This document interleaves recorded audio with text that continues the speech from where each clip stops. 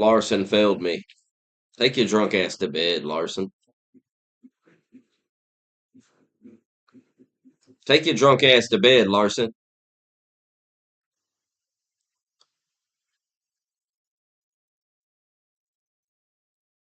I still don't have enough to get Denny's. I'm like $3 short. Because stupid Venmo takes money when you fucking transfer it to your fucking Cash App. Good job, Venmo. They're like, I want to get something. I want to get a little something.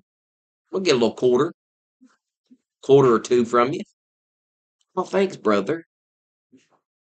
Thanks for stealing it.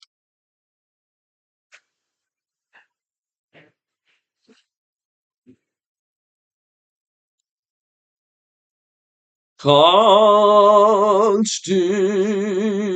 craving. I need to cut my hair and shit, but I'm sitting here like, fuck it. I don't feel like it. Looks like a lunatic. Deranged lunatic.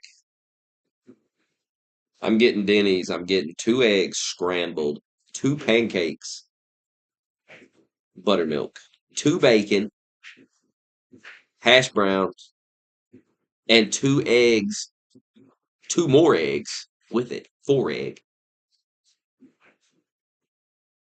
Mm. Denny's. Some Indian guy will or bring it to me. My friend, we are up late. My friend, 1 in the morning. White man won't bring meal. White man won't bring it. Indian man. Indian man bring it. Why does he kind of sound Jamaican? Indian man.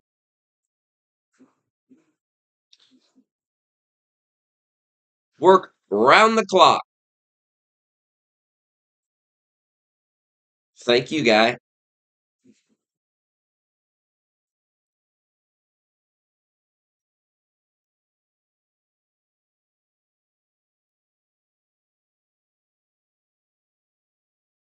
In my country, you can't leave it on the ground.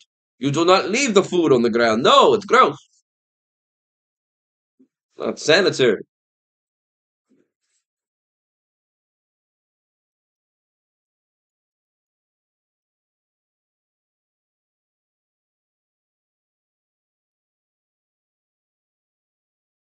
Have you seen that video where that guy orders DoorDash and the guy brings it and then he hands it to him and he just puts it across the yard?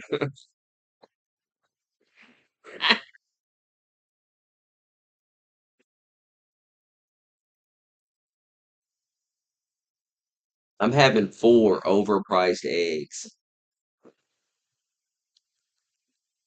I tell you what would sound really good, some country ham. I'm gonna buy some at the store today. It's a nice slab of that. The country ham with some eggs and some fucking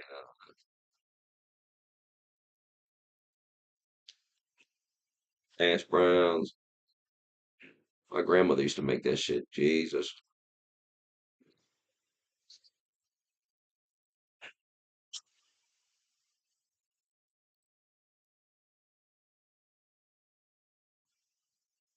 She's dead now, though. Won't ever have that breakfast again. She's dead. She's gone.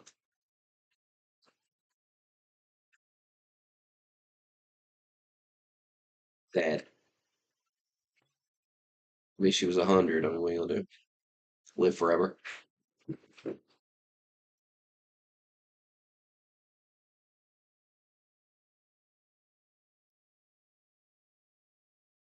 What are you gonna do?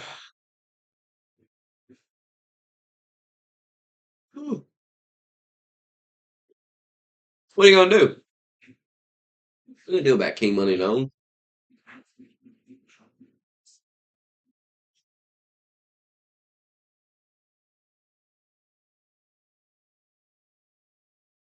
Nah, my mom ain't a very good cook. I don't think.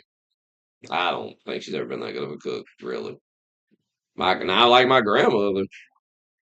I was never into my mom's cooking. That's probably why I eat out a lot, because I was never into that. The shit she made.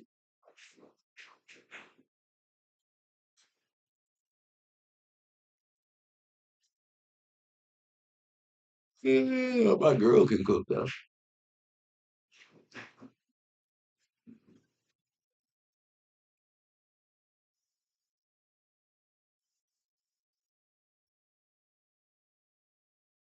Gavin Newsom got eviscerated by Charlie Kirk.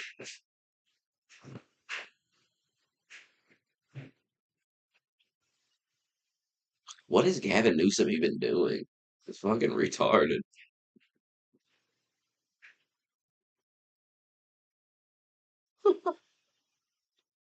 Like, didn't your Michelle's bringing the order? Michelle. It's actually insane that women are up this late door dashing 1 o'clock in the morning. It's insane. My girl was doing Instacart, and I'm like, don't do it at night. Don't drive out in the middle of nowhere to deliver groceries, because that's where you take a lot of these fucking orders. You take them out in the middle of fucking nowhere. I'm like, don't drive out in the middle of nowhere and get put in some guy's basement. Just, I mean, when the sun goes down, that's enough. Get a gun. Like, get a fucking gun.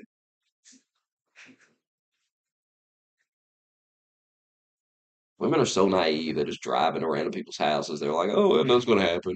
Yeah, something can happen. Remember those women that was in the basement for 10 years? That guy had like 3 women in his basement. He was raping them every day. That could be your life for the next 10 years. Just because you wanted to go make a quick 20 off a order at 10 o'clock at night. It ain't worth it. It's not worth it.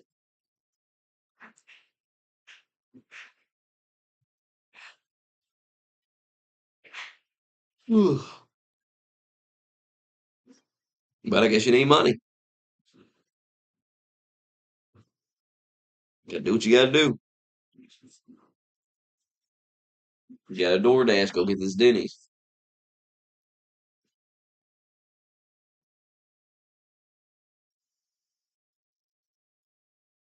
That's your job.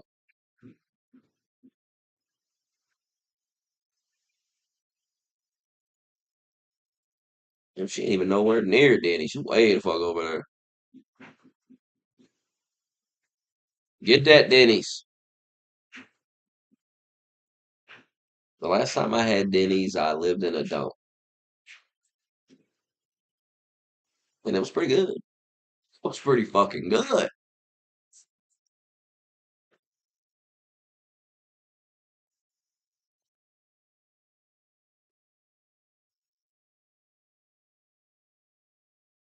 Did you all watch the Hulu documentary yet?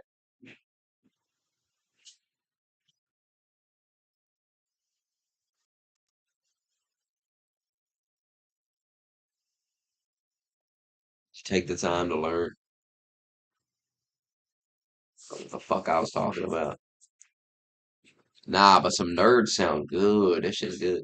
I like getting them on Halloween. The nerds.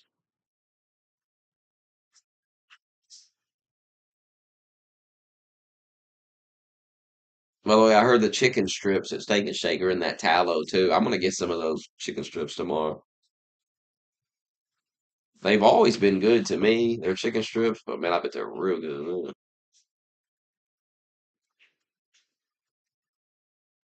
Do you want to learn about it?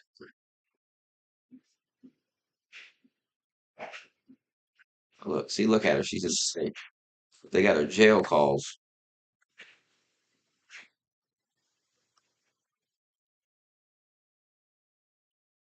Hey guys, here's the secret to getting 16 to 25% returns without dealing with landlords or Airbnb BS. Here's everything. Right? Everybody who has worked on this case has gone home and cried.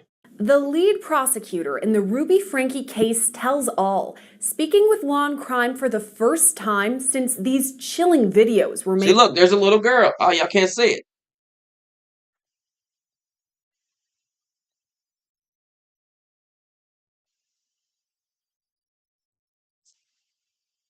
Look, this is her daughter. This is how they found her daughter. Shaved her head.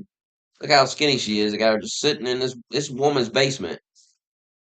Public. Got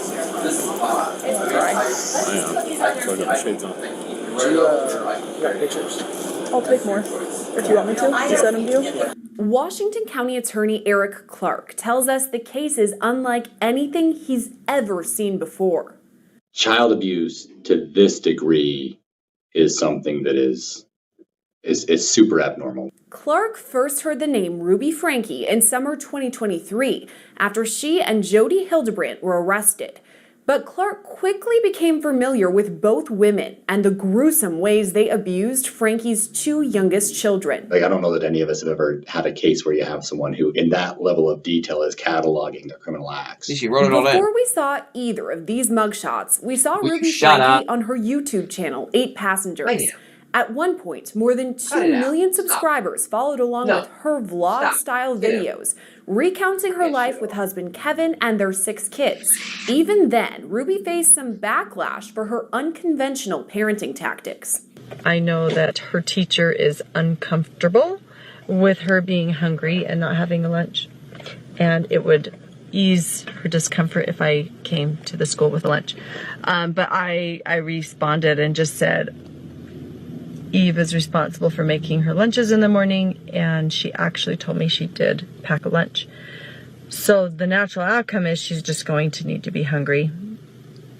And hopefully nobody gives her food and nobody steps in and gives her a lunch. But the real backlash and criminal charges came in 2023 after Ruby's youngest son reached out to a neighbor for help. Lay down.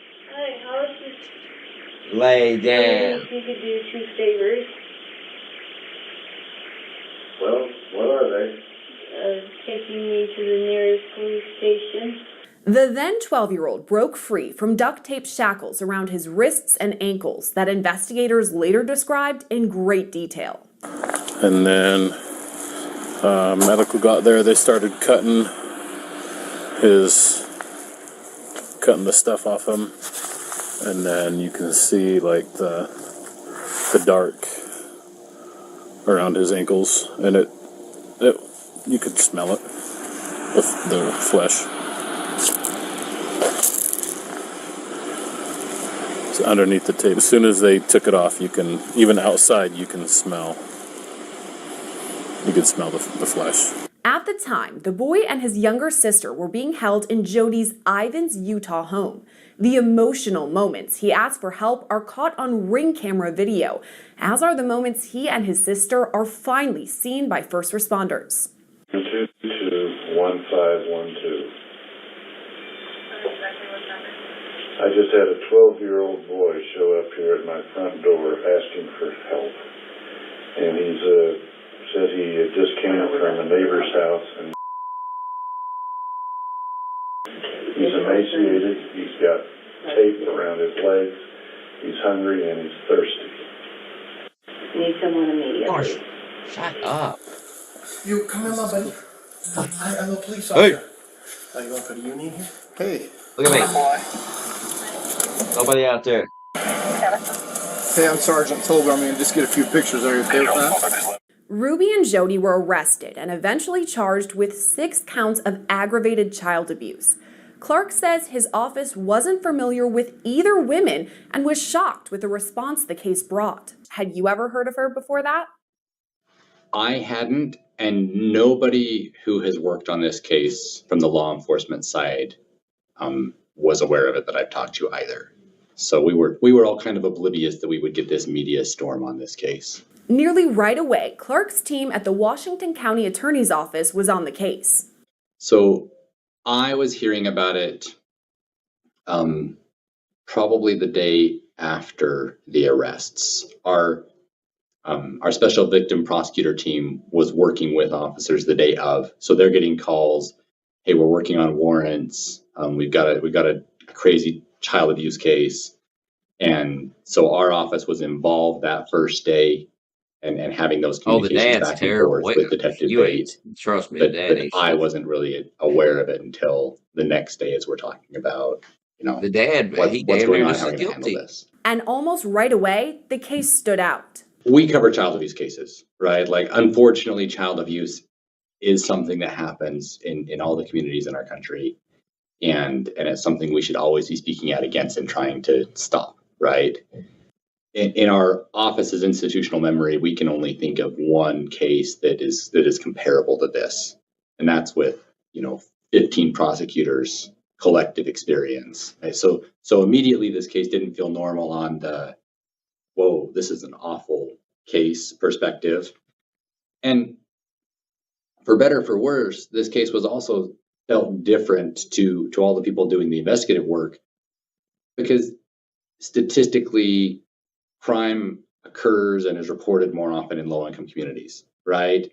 It's not that often that you have, a $2 or a $3 million home in a like super secluded subdivision where you're having like you don't get domestic violence calls to that community very often, right? So that felt different. The severity felt different, and obviously the media coverage felt different.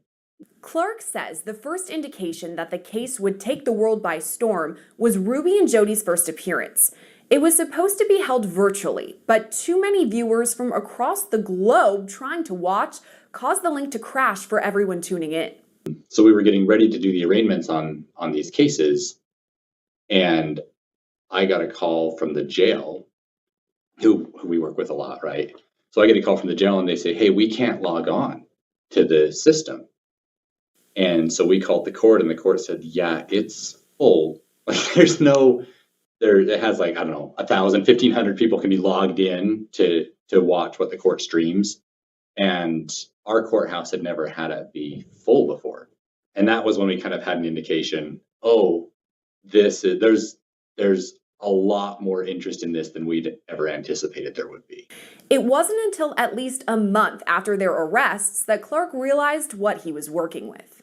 So those things all rolled in, most of it within the first month. The jailhouse calls obviously continued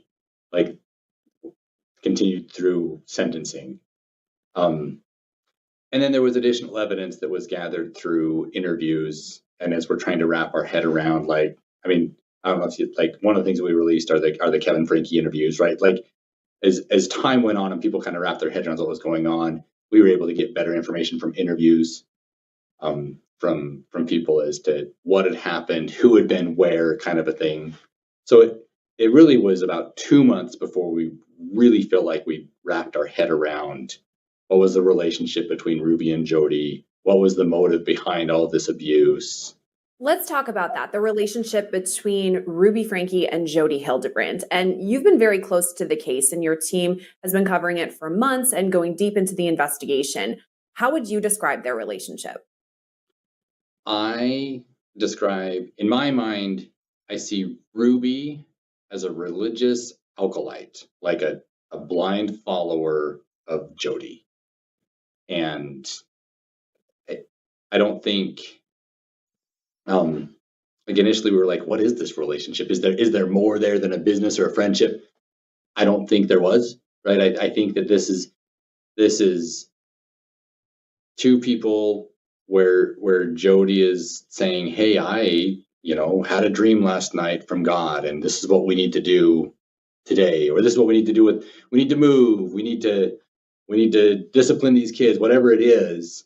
And Ruby was to a point in her life that she had separated herself from her husband, her extended family, her adult children. Like, she was just completely isolated. And so it was her minor children, and Jody were basically her contacts. And so that's kind of how I see that relationship having, and I fully believe that's how that relationship worked, is Ruby was just waiting for Jody to tell her what Jody was thinking or feeling on any given day, and then willing to go forward and do that. With that in mind, what do you think was Jody's motivation then in instructing Ruby to do these terrible things? That one is harder. Because we deal with cases where we've had people do awful things in the name of religion, right? And so you can kind of see the followers. But when you have the ringleader who is just making stuff up to get people to I don't know if it's a power trip. I don't know if it's like narcissistic personality disorder. You know, I don't know what it was that would lead Jody to think that. I mean, one of the things that Jody really wanted to do was to buy a ranch property in Arizona and move these kids out to the middle of nowhere so that they could discipline them further. Like, I just can't. I can't wrap my head around any motive or rational thought that would lead people to, like, and from Jody's jailhouse calls, like, I really believe that she doesn't think she's done anything wrong. She was just trying to help the children, and for reasons that she doesn't understand, God is sending her to be a preacher in prison. So I think that's what's motivating her. Do I think that there's any basis in reality to any of that? Obviously not. Clark and his team reached a plea deal with both Ruby and Jody, in which they pleaded guilty to 4 counts of aggravated child abuse each. Let's talk about the plea deal. How did all of that happen? Were you prepared to go to trial? Did you decide a plea was better? How did all that work? The advantage of the plea deals is that you don't have to put victims through the drawn outness of a long case and the difficulty of a trial. And testifying and working through all of those things. So generally speaking, there are benefits to plea deals in victim work as long as you're still getting justice. In this case, Utah law puts a lid on the high end of how much time they can do in prison is 30 years, and so they could have pled to 100 counts of aggravated child abuse, and they still would have been a max of 30 years. So we needed to make sure that we had the ability to get to that threshold so that the parole board can hold these women for as long as they feel like is appropriate. So we got there, and the other part of the plea deal is, well, then there's the number of counts that you work on, but there's also what does the prison sentence look like? Under the Utah sentencing matrix, if you're a first-time offender of aggravated child abuse, there's a presumption that you're not doing jail or prison, that it's just a probation case, which is mind-blowing. I'm not defending that in any way, shape, or form, right? But that's where the matrix was at. Obviously, this is a horrific case, not a run-of-the-mill case. And so what we negotiated in the plea deal was they'd plead to 4 of the 6 counts, and they would agree to prison for each of those, and that the prison would run consecutive, so then we get to a 4-year minimum. In our mind, that was a justice was served. At sentencing, we heard from both defendants. Thank you to the Washington County Prosecutor's Office, Ryan Sham, the legal assistants and discovery clerks. Eric Clark, you exemplified to me how justice and mercy are meant to coexist. My charges are just. They offer safety to my family, accountability to the public, and they did show mercy to me, to my babies, my 6 little chicks. You were part of me. I was the mama duck who was consistently watering you to safety. I can see now. Over the past 4 years, I was in a deep undercurrent that led us to danger. I never led you to darkness knowingly.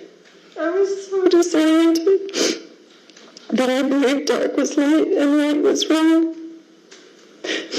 I would do anything in this world for you. My willingness to sacrifice all for you was masterfully manipulated into something very ugly.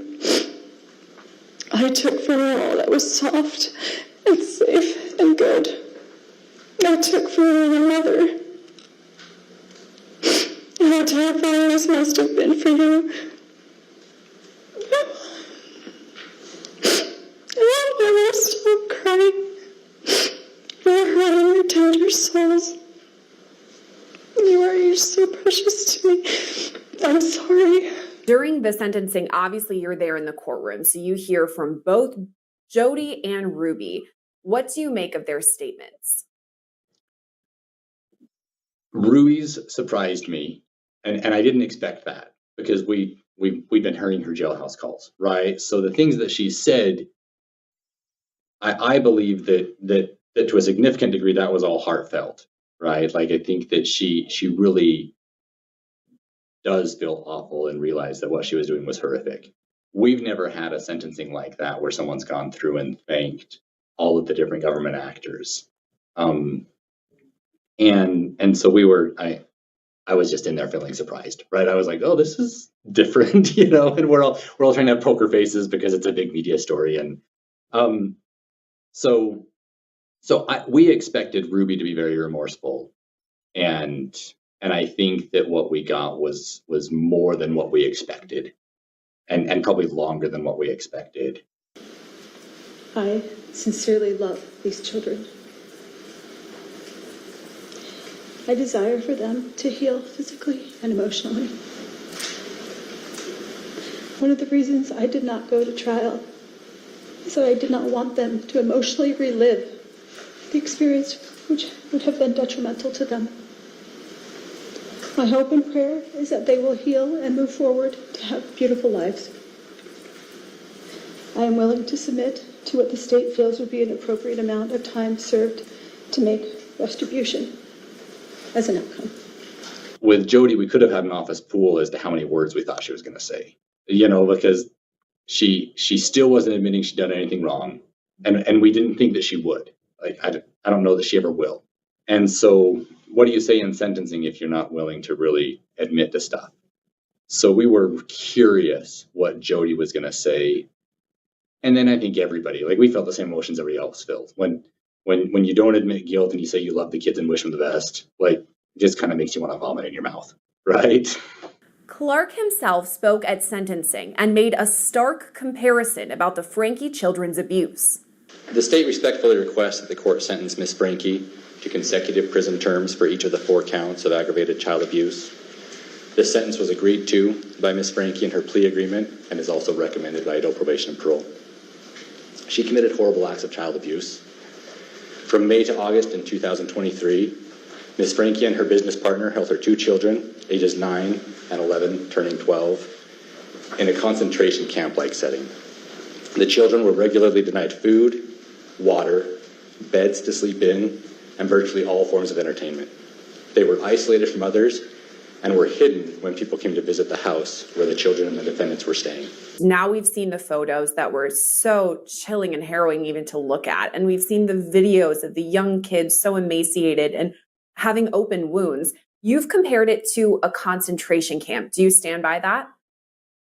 So I got a little bit of pushback from a super thoughtful person who reached out to us and said, hey, when you compare such concentration camps, you like weaken what happened in the Holocaust. And that's not my impression or intention in it at all, right? Like, some Jew I was really struggling because we couldn't release stuff to the public yet. And I was needing to describe what had happened in the courtroom setting. And I had no frame of reference for that. People look like kids looking that bad and being forced to do, because even while they were that emaciated and they were still being required to do physical tasks out in the sun for hours and hours and hours at a time. And the only frame of reference that I have in my mind is concentration camp stories from the Holocaust for that, right? So I don't, and it was religiously motivated, right? So I think that there are some parallels there. I don't want to be saying this was, the equivalent of that, because they're very different things. But it's hard to find a frame of reference for this, the starvation, the physical demands, the religious nature. It's hard to find a frame of reference because this is just so outside of bounds of what normal society would do. Both women were sentenced up to 30 years in prison, but it's still unclear exactly how long they'll serve for. I know it's up to the Utah Board of Parole and Probation to determine really how long Ruby and Jody are going to spend behind bars. What do you expect as far as how long they really will be in prison? I don't really have a guess for that.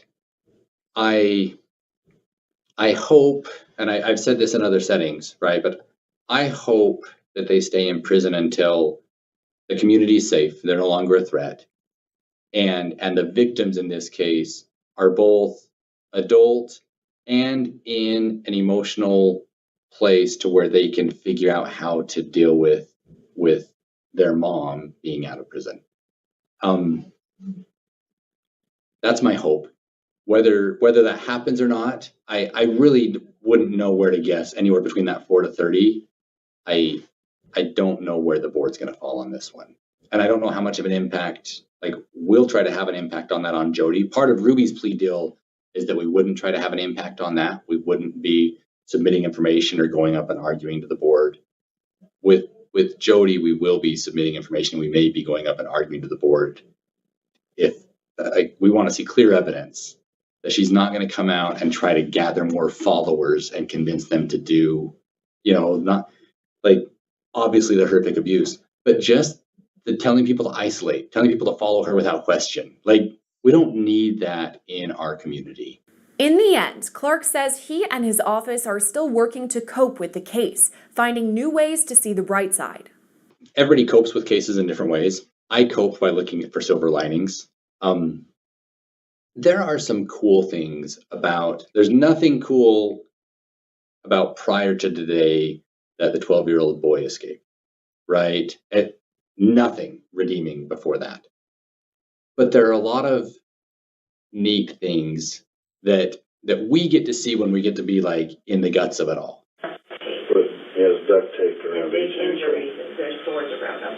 Yeah, there's sores around him. I think the good chance he's been.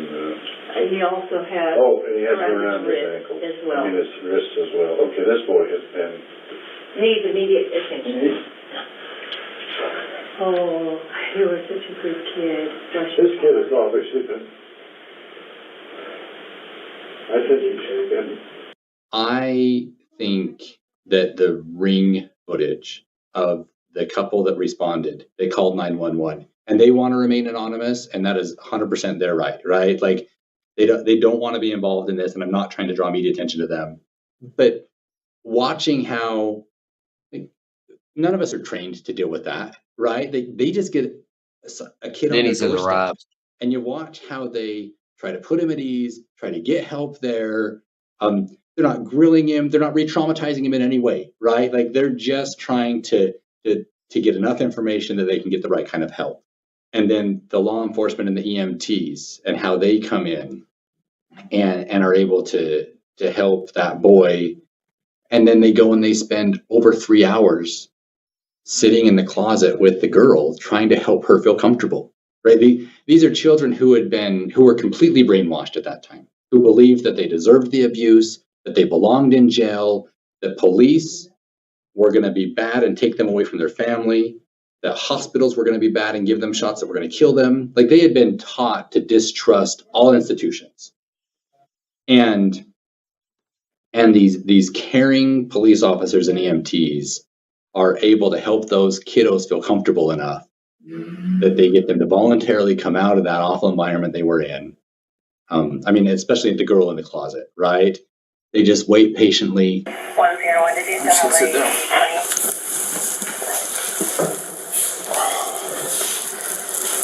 It's okay if I just sit here with you. We don't have to say anything if you don't want to.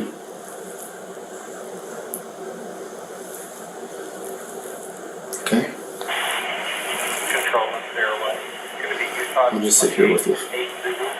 They just continue to talk to her and work with her until she's there. And it still took her some time, right? Like, her initial interview with us, about the only thing she said is, if I talk to you, it's going to make my repentance process harder, which is heartbreaking, right? But the people that were able to show these kids care and to help meet their physical needs and start working on their emotional needs, it's really remarkable when the system can work that way to respond to something that's this dire. And nobody, like I said at the beginning, nobody that was involved was aware that this was going to be a high-profile case at that point. They were just trying to do their job and help these victims that they were looking at and that their hearts were breaking for. And I think that's an amazing part of the story. And it's a shout out to first responders, right? But it's also a powerful reminder of how much good there is in neighbors and in people that sit in the back of ambulances for a living. There's people that sit in police patrol cars for a living and do these hard work. A lot of times they're just such amazing people, and they get to really impact lives for good. And that's cool, right? Like, that's a silver lining to a really sad story. I asked Clark how the Franke children are doing now, and he wouldn't give me specifics, but did say he's optimistic about their recovery. Reporting for Law and Crime, I'm Sierra Gillespie.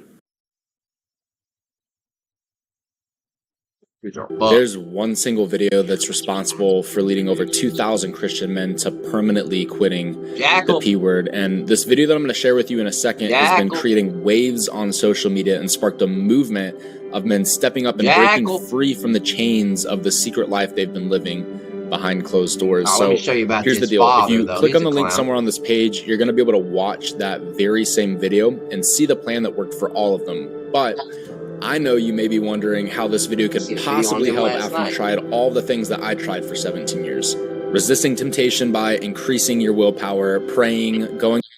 Watch it when I'm eating. It hurts me just as much as it hurts my kids. A mom of 6, famous for her online parenting advice, has a sudden and swift fall from grace. Online who hate me, who would like to cancel me, who would like to see me either burn in hell, as I have told, or disappear off the face of the earth. And I'm not going anywhere. The nation was captivated by the alarming allegations against Ruby Franke and her business partner as both women sat behind bars. Anytime you go into battle, you need to know the enemy. But this battle ended with a guilty plea and an admission to heinous crimes against her own children. With my deepest regret and sorrow for my family and my children, guilty. We're taking a deep dive into the rise and fall of Ruby Franke, from internet sensation to convicted child abuser. Welcome to Sidebar, presented by Law and Crime. I'm Jesse Weber. It has been a whirlwind case. If you didn't know the name Ruby Franke before August 2023, you certainly do now. She was thrust into the spotlight in a big way, and for all the wrong reasons. Because in August of 2023, that is when she and her business partner, Jody Hildebrand, were both arrested out in Utah on charges of aggravated child abuse of Ruby's own children. But her story starts long before then, so let's do a deep dive into everything we know. Ruby met Kevin Franke, and the two got married and had their first child in 2003. Kevin had worked as a civil engineering professor at Brigham Young University before reportedly leaving to start his own company. Kevin had graduated from Utah State University for undergrad, then University of Washington for his graduate degree, and then eventually a doctorate from Brigham Young University in civil engineering. We now know from court documents that Ruby finished high school but didn't attend college. Kevin and Ruby were members of the Church of Jesus Christ of Latter-day Saints. They lived in Utah. They had 6 children together: Shari, Chad, Abby, Julie, Russell, and Eve. But now in 2015, Ruby and Kevin started the popular 8 Passengers channel on YouTube. And when I say popular, this thing was a hit. It had over 2 million subscribers, a channel that documented the lives of the Franke family. I've never once forgotten to vlog. Like, it's like forgetting to eat or forgetting to breathe. For me, like picking up the camera and vlogging, it's like I would never forget to do that. While Kevin sometimes participated in the videos, Ruby was really the star of it, giving out advice on things like childcare, parenting, family dynamics, and religion. I just felt the Spirit tell me everything's going to work out okay. And then I had the thought, you need to share this too on your video. You need to let your viewers know that everything's going to be okay for them too.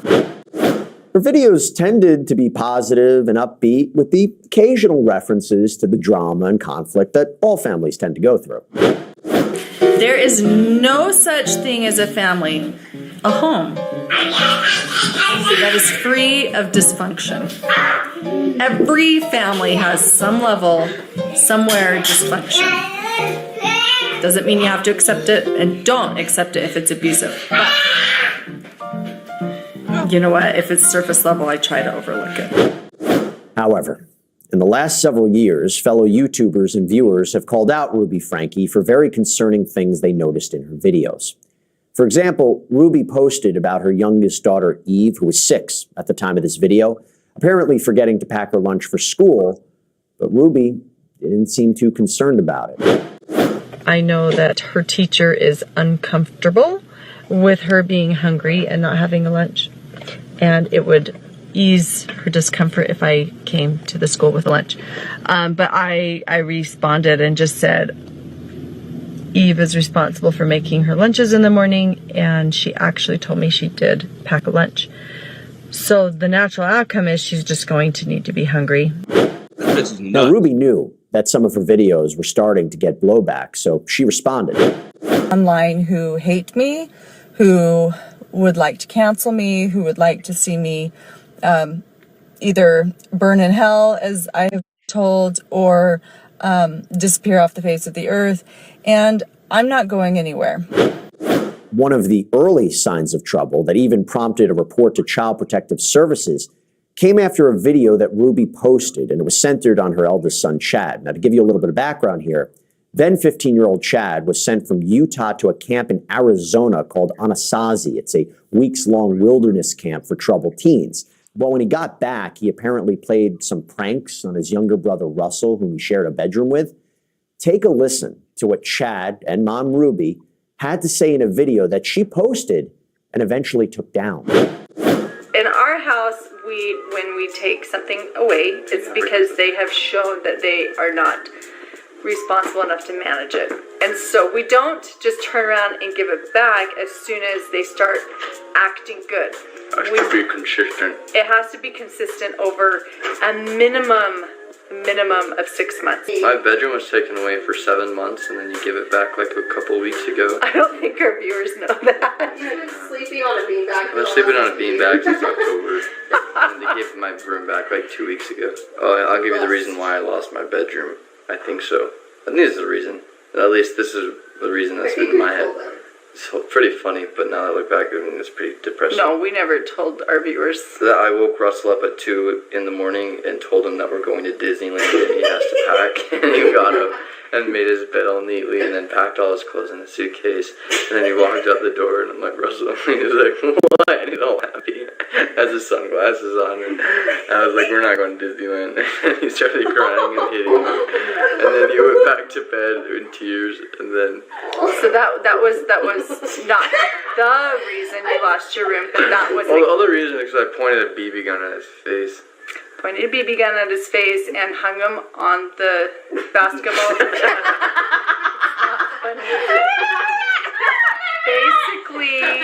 Basically, Chad... Oh, like the day I got home, too. Chad came home from Anasazi and... Russell was like, I want to try dunking the basketball, and I lifted him up on the rim. And left him there for like 3 minutes, and he was just hanging on there. Do you think it's funny? Because and then I walk out. If you think it's funny, then that was 7 months ago. Maybe you need longer without a bedroom. It was not fun. Chad showed that he was not able to manage himself sharing a bedroom with Russell. So when we moved, the bigger room in the basement was automatically his, and I didn't have a room. But what you guys didn't know was Chad didn't get any room. He didn't get anything. He was sleeping on the floor in the family room. It hurts me just as much as it hurts my kids. So with all this going on, almost 20,000 people signed a Change.org petition urging an investigation into the Frankes. Child Protective Services was called. It was reported that the Division of Child and Family Services in Utah visited the home, took a look around, spoke with all the children, but the case was closed because apparently there was not enough evidence to show abuse. Ruby responded to that backlash as well.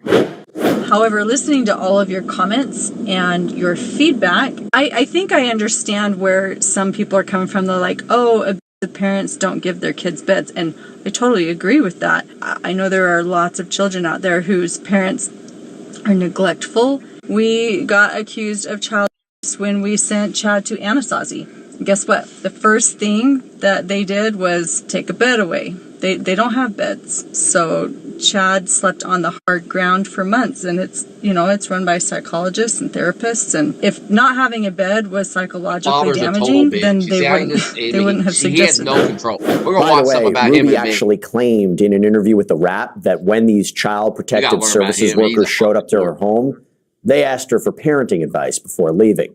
Ruby also said in an interview with Quick Media in 2022, quote, "I was slapped upside the face with shock that people didn't like responsibility. I went overnight nearly from being this loved YouTube mom to being called a neglectful, abusive mom. I was shocked." Now, eventually, Ruby starts posting less and less content to the 8 Passengers page. It's eventually shut down and removed from YouTube, although an exact reason wasn't really given. But around that same time, Ruby began working alongside a Utah mental health counselor, therapist, and fellow Mormon Jody Hildebrand. Now, Jody was part of a life coaching and self-improvement business called Connections Classroom. Welcome to Connections. I'm Jody Hildebrand. So glad you're with us. So Jody was a licensed mental health counselor, and at the time of this recording, Ruby is still listed on the Connections website as a, quote, certified mental fitness trainer, although it seems that Jody has been scrubbed from the site. In 2012, though, the Department of Commerce's Division of Occupational and Professional Licensing put Hildebrand's license on probation for 18 months for, quote, unprofessional conduct. What was the unprofessional conduct? Well, she was accused of discussing the private, sensitive information of a patient with Mormon church leaders and Brigham Young University without the patient's permission. But after that probationary period, her license was apparently reinstated. And I've shared with Ruby numerous times that anger is actually one of my most favorite emotions.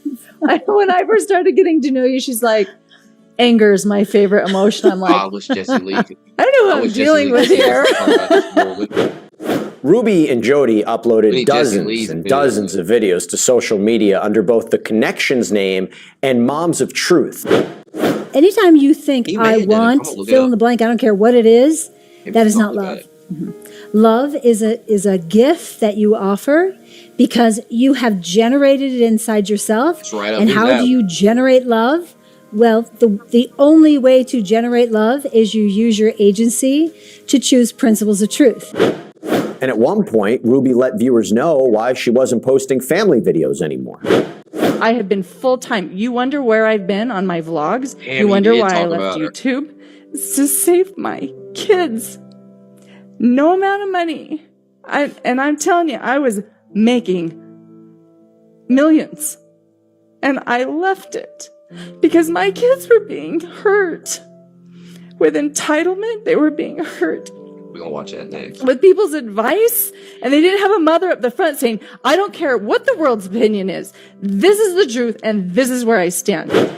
Kevin Franke also played a role, Imagine too. you watch this woman's YouTube channel. You're one of the first people to sub to it. Imagine if I did some shit like if I was doing my YouTube channel and all of a sudden I just started, some random woman or man or something was like sitting next to me and we were talking about, it was just like, what the fuck? Like, what is this shit? Her whole family was on her channel, and then all of a sudden it's just her and this fucking dude and her cucked out husband. Wow. Actual group therapy sessions with Ruby focusing on topics like children, religion, sex, marriage. If you're married, you have a commitment. And he just can't believe he got her. He just can't believe he got a girl looks like that. She's in shape and stuff. He's so enamored with her. Because at the end of the documentary, he's like, I still love her. I can't erase the good times. It's sick. He'd have sex with her right now if he could. And you know he would. It's sick. It's a sickness. Like, should want nothing to do with this woman ever again. What she did. She did that. She can't blame it on nobody. She can't say, oh, it was that one girl. No. It was both of you. You have made promises to each other, and you have made promises to God. Now, let's just take a second here. We're going to get back into this, but you know how much cases like this one emphasize how scary the world can be, how unsafe it can be. That's why I want to talk to you about our sponsor of this video, Morgan & Morgan. They have been an incredible partner of ours. And the reason I want to talk about them now is because one of the scariest things in life can be if you get hurt and you don't know what to do. Morgan & Morgan is actually the largest injury law firm in America. And at a time when you would already have so much... Let's see what Jesse Lee said about it.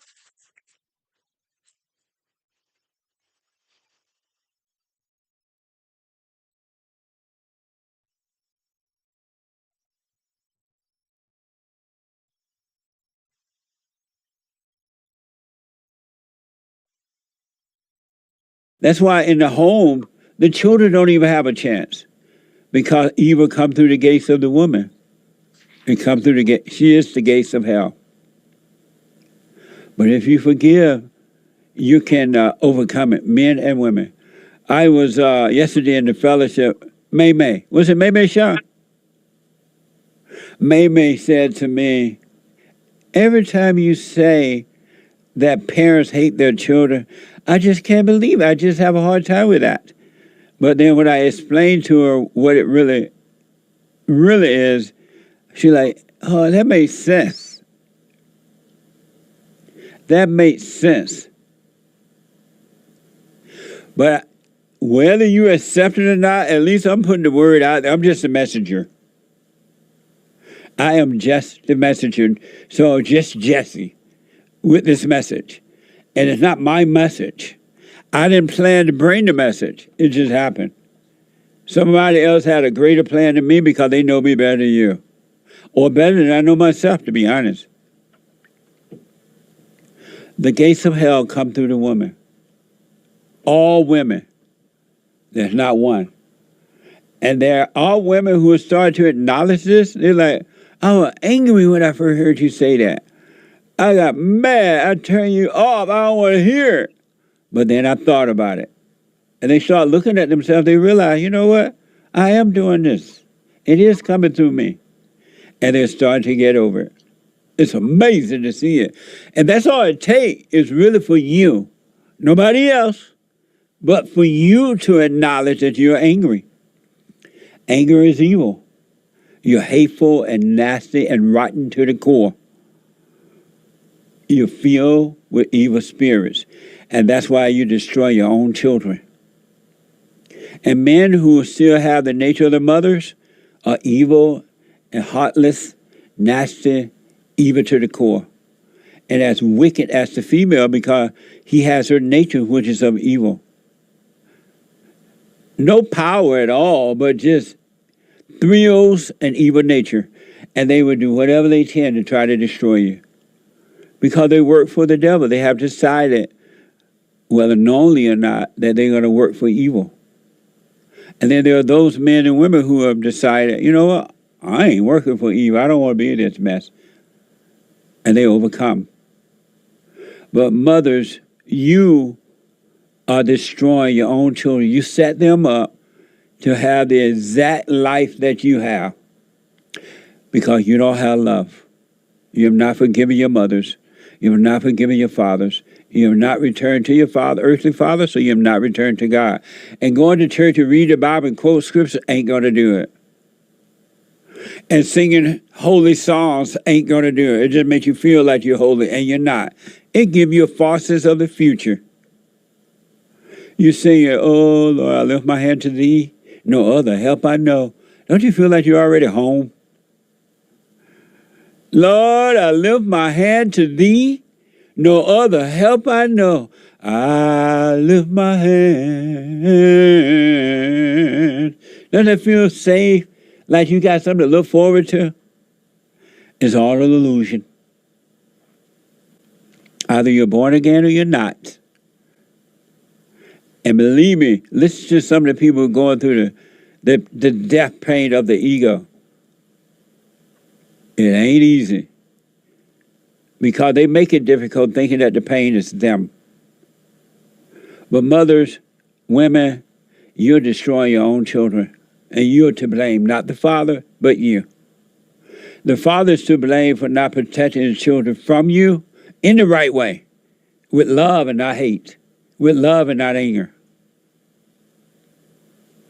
And women don't know how to punish children because they don't have the love to. They don't have the light.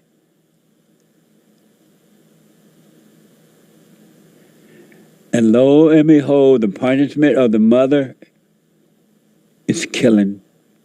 It's crazy. It kills the spirit of the innocent child. It's worse than abortion. It's worse than abortion. What mothers are doing to the soul of the children is worse than abortion because it kills the soul. What does it profit a man that he save his body, preserve his body, and destroy his soul? A mama's love is not special. Either they'll shower you with a faucet of mama's love or punishing you. Watch this from the New York Times. Former YouTuber, parent and host to serve up to 30 years in prison for child abuse. Ruby Franke documented her strict parenting strategies on social media, which included punishing her children by refusing to feed them. She was arrested last year. Watch this compilation.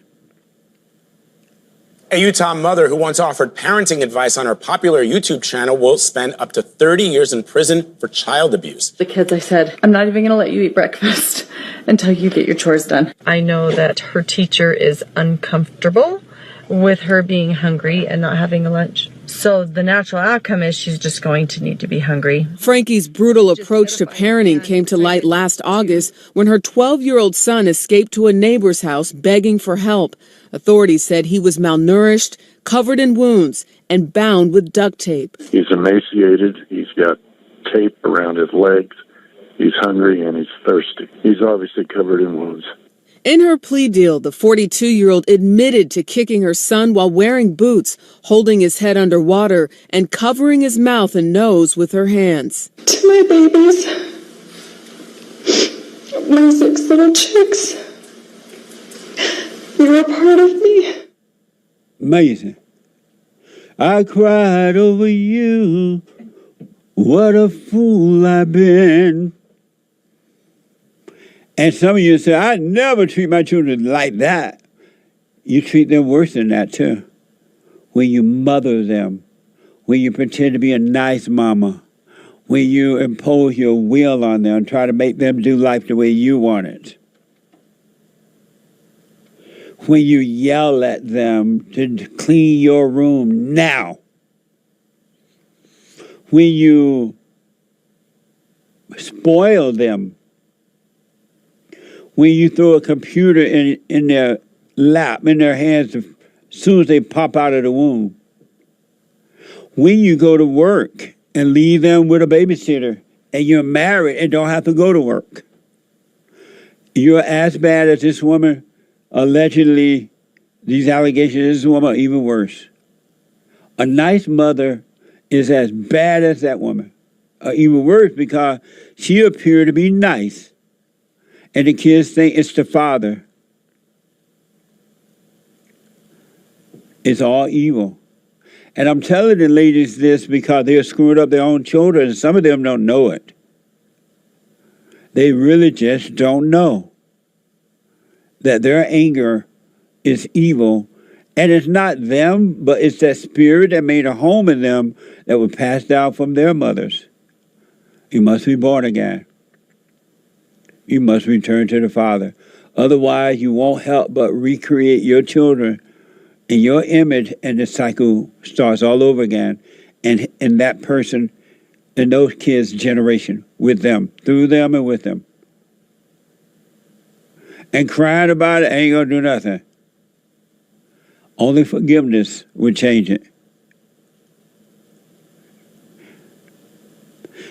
According to today's.com, the dad was absolutely shocked by the child abuse allegation.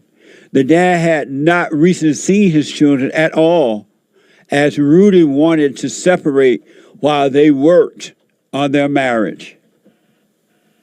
And I guarantee you, with all that is within me, this mother, if this is true, that she would treat those kids in that way, she would get a thrill from it. There was excitement in it. She may call the excitement anger. She may call it feel good. She may call it frustration. She may call it something else, but it's still an ego, evil excitement. I want you to encourage you, because you can prove me wrong. Because I want you to know for yourself, not because I said it. I'm just Jesse, working on Jesse, as I'm teaching or being taught. But I want you to watch the thrill you get when you try to hurt others, or when you try to appease others, when you try to get something from others, or whatever. Watch the thrill you get, the good soft thrill or the bad thrill. When you're playing nice, or when you're being evil. Watch your thrill, and then see the thrills in others when they're doing it to you. It's all evil. It's all emotional. This is from X. This is what child abuse look like. This is from brutal fights. Watch this. So, you be disrespectful to the teacher? Oh, you know you finna your ass right? Wherever fuck you in, I'm not playing. So what you tell her? What you say? Get your ass. Get up. Don't play with me. Now talk to her. You know, talk. Get your mother back in now, nigga. Whatever. Oh, we gonna have this problem anymore. But don't play with make me get that call again. You ain't think I was coming up here on your you look, I was trying to find you in that classroom. I will whoop you where you act up at. That's evil.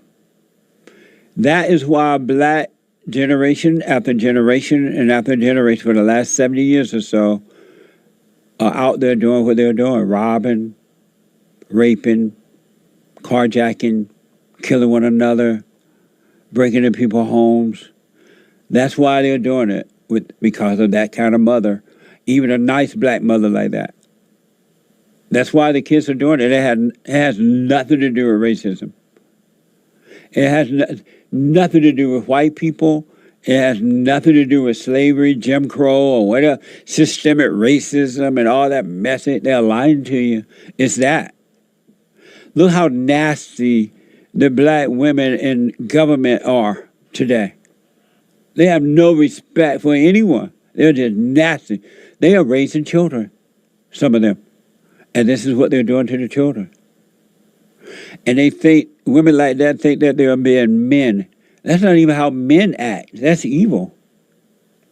Men don't yell and beat their children like that unless they totally have the mama spirit.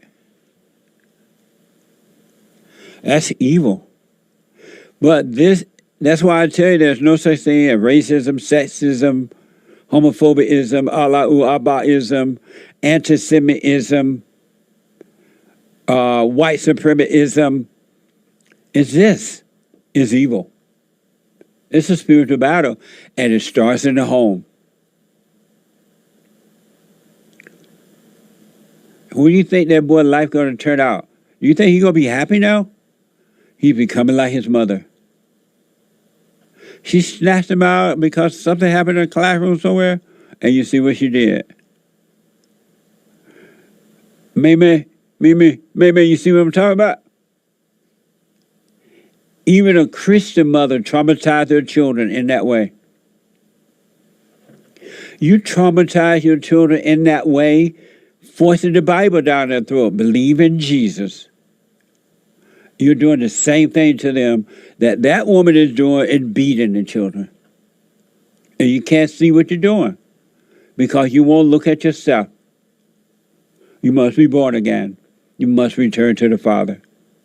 And you're never going to know how to raise your children until you overcome anger. You're not going to see how to do it. Nobody can teach you how to raise your children. Only God can guide you because he is working through you to raise the children, not you. Of myself, I can do nothing. There's not one person on earth that can do anything. You know nothing, and you can't do anything. It's all a lie. You can't raise your children on your own. You don't know what to do, especially with the anger, because the devil is raising your children through you and for you, and you take the glory for it. Watch this other extreme, and it's destroying the children. Watch this baby and them from Instagram. It's just me and my mom, so of course I'm going to take the trash out for her, even though it's heavy. It's just me and my son, so of course we have a secret handshake. Two lives. It's just me and my son, so of course I'm going to hold him and rock him like he's my little baby, even though he's 6 years old. It's just me and my son, so of course I taught him how to use his manners. Excuse me. Yes, please. No, thank you. You're welcome. It's just me and my son.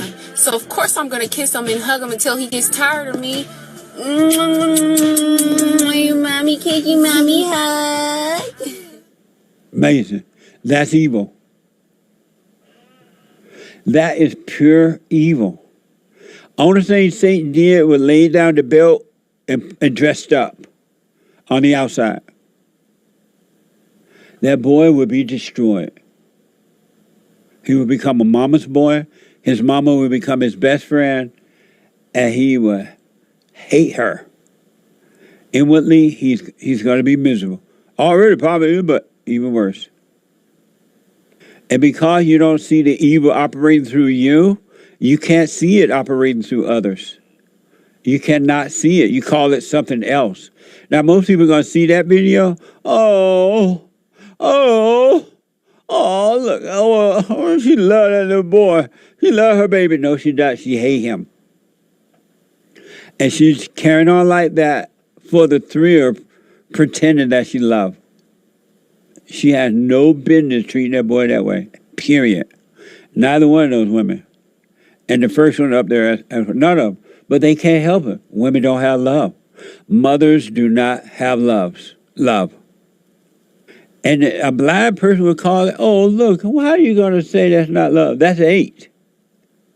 That's for her thrill. That's for her. It does nothing for the boy. It ain't for the boy. It's not for the child. It's for her. I've noticed that in my country, America, that constructed guidance is ending rapidly. If you try to point someone in the right way, you are hated for it. But if you point them in the wrong way, you're glorified for it. Isn't that amazing?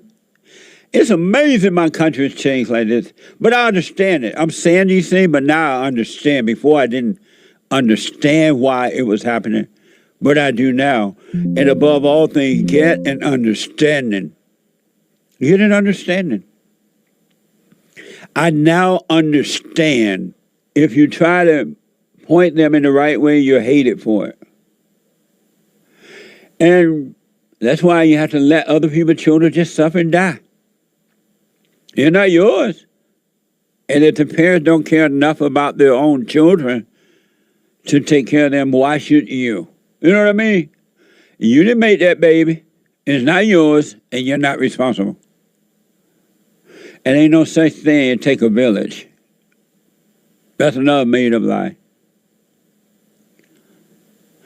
Talking about constructive guidance, according to Rumble.com, Ring Kendall hit a nerve with the social media mob by teaching children to be respectful to the police.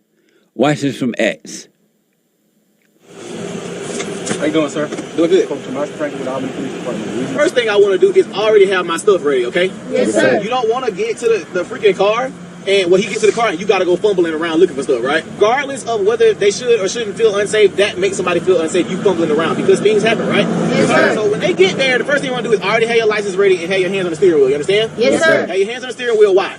Because before they don't think you reach for them. So you're not reaching for stuff, right? Yes, sir. All right, cool. And another thing I want to do I'm gonna let all my windows down, okay? I ain't got nothing to hide, right? Yes, sir. I'm gonna let all my windows down in the car, and if it's nighttime, I'm gonna turn the car light on so he can see everything in the car, right? Yes, sir. We already starting the stop off great. He probably in a good mood that I done let the window down, I done turned the lights on. He probably in a better mood now, right? We not talking smack, we not cussing, we not telling them what our rights is, blase, blase, blah. We not doing none of that. You understand? Yes, sir. We trying to get home.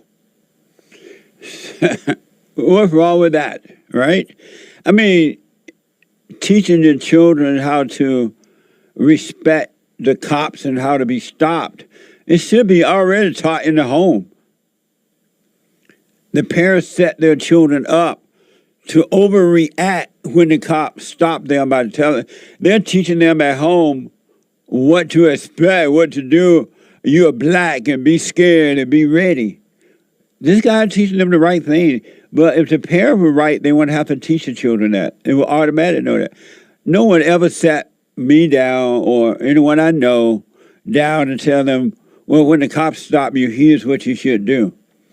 But over the years, I do know, and I remember when I first started my nonprofit 34 years ago or so, the parents, the black representatives and some of the parents were teaching the children that the cops hated them and that you're black and when the cops stop you, it's racist. So the kids are already mad because they, in their mind, which is not their own, by the way, they are thinking, well, the cops stopped me because I'm black. My parents said it. The representative said it. You should have to teach the kids this. But this man is teaching that, and the folks got mad because they don't want the children to be right. They want them angry. They want them violent. They want them out of control. They make money when these kids act that way. You get government programs and DNI, or whatever. You make a lot of money when the blacks are violent. And they go in your pocket, not even the kid's pocket. That's amazing. That's right on to the guy that's trying to teach them that. And I want to know what's wrong with picking cotton. I would tell my producer, Sean, this morning that I know there's a stigma on picking cotton now, but it's a made-up stigma. And the traders have made that look bad because they wanted to look like slavery and the blacks are suffering. And they're doing that for personal gain as well. They want to try to make racism exist and so they can get money from that. Programs and things like that. Speaking events and stuff like that.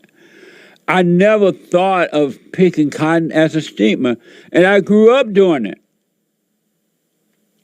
I grew up picking cotton, right? And not once did I hear my grandparents or my parents or the other people that lived on the plantation and worked in the cotton field with us, not once did I hear them say, oh, this is a stigma. They were just going to work and trying to pick as much as possible so when they weigh the cartons at the end of the day, they can make as much money as possible. They never thought of it as a stigma, but you've been lied to and made to believe that that's what it is because you're gullible. You've been lied to about picking cotton. Isn't that amazing? And now it's a stigma. And it's not, folks. It was a job. It was like cutting grass or anything else that you did. It's a job. It's like going to work at a car dealership or building cars or whatever. It was just a job. It wasn't thought of as this way. You've been so brainwashed that it's hard. Picking cotton is not a stigma. And what happened was, just like they do with everything now, when they start computerizing everything, they make machines that will pick cotton. It will go faster. I guess it costs less or whatever, and then people had to stop. They moved away or they went to the city, got manufacturer's job or something. but it was never a statement. You've been lied to. I'm telling you that because I picked the cotton. And I may buy a plantation and take everybody back so they can pick cotton and learn how to work. And be proud of working and not ashamed of working, no matter what kind of work you did. Here's from ABC, a black farmer looked to rethink the stigma of picking cotton. Watch this compilation. And just like that, cotton planting season has begun. My name is Julius Tillery. I'm the founder of BlackCotton.us. I'm a fifth-generation cotton farmer from Northampton County, North Carolina. You're trying to change the brand of cotton within black culture. Absolutely. It is important for us as a black-owned family farm to be able to support our community through our products, such as our green leafy vegetables and our cotton. We are from an area that raises a lot of cotton, so we wanted to make cotton something that we could be proud of. Cotton is our culture. And Julius came up with this idea of taking his cotton and turning it into a raw product. For us to actually get the cotton out the field, we still had to do it by hand, but we cut them down and stuff them in boxes. We could either break it down in balls, we pull the cotton out to make husk, or either we will use the cotton and we'll clean it by hand and we'll turn it into some bouquets, we'll turn it to a wreath. We'll turn it into a vase arrangement, and we make husk jewelry with it as well. A lot of times we're raised to